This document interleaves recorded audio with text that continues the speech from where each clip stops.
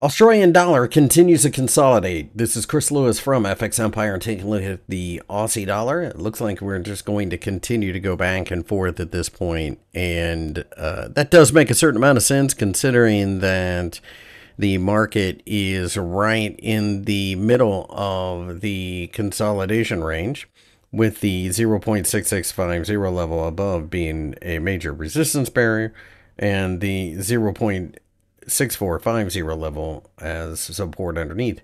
The 50-day and 200-day EMA indicators are relatively flat, and we are hanging around those indicators. So I think at this point, it's a market that just doesn't have anything to do.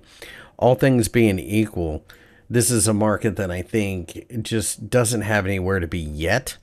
And because of this, you're just playing it back and forth. A lot of this comes down to the indecision on whether or not the Federal Reserve is going to be cutting rates this year and how often. A lot of noise around that. And of course, it has a major influence on the US dollar. The Chinese economy is a bit sluggish, so that works against the Aussie dollar.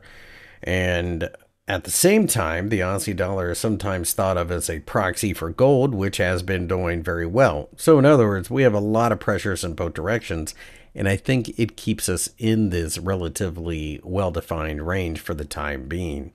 If you like the video, thumbs up and subscribe.